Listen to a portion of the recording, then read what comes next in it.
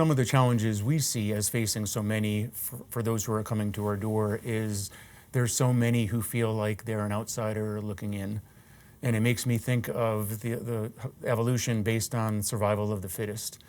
And when people have that pressure to fit in, isolation is even more prominent or more prevalent in making them feel even more like an outsider.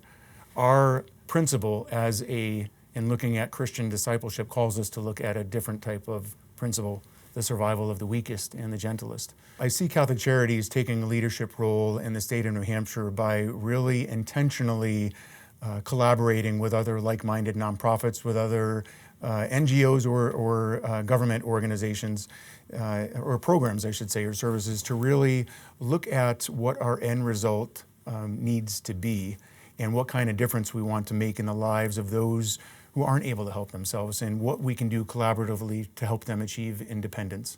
We have shifted to telehealth services to really reach out to people in different types of ways, whether we still offer in-person counseling, but also telehealth counseling where people can maintain their anonymity, but also have access to a voice, a listening voice. Everyone deserves a chance to be heard, to be listened to be visible. There's so many people who are invisible out there, the poor, the vulnerable, the mentally ill, the addict. And often, sometimes we choose to look the other way. They deserve a chance, and we give them that chance. I think people would be most surprised about Catholic Charities by the fact that we serve people from all backgrounds and all faiths. We hear it all the time.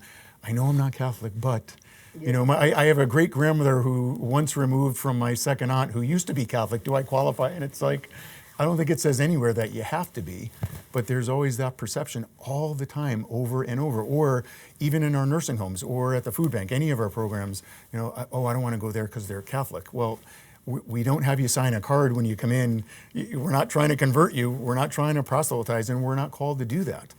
But we are called to really evangelize through our action.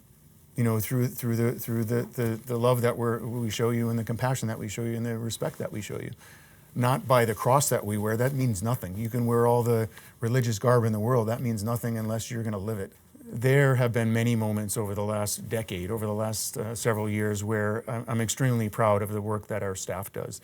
What comes to mind is when we have what's called a life plan that we integrate with our case management services for someone who comes to us who is on the brink of everything falling apart, or maybe everything has already fallen apart.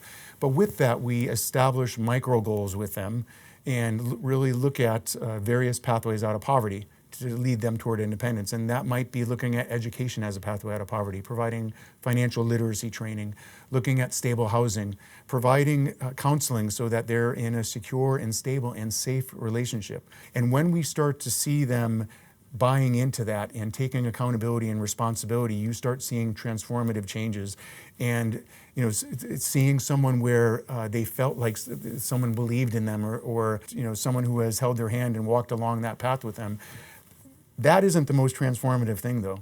The most amazing thing is seeing the look on their child's eyes when they see that transformation in their parent, and knowing that their future collectively is going to be better, and knowing that we made that difference, and knowing that we're now starting to see that breakup of that generational cycle of poverty.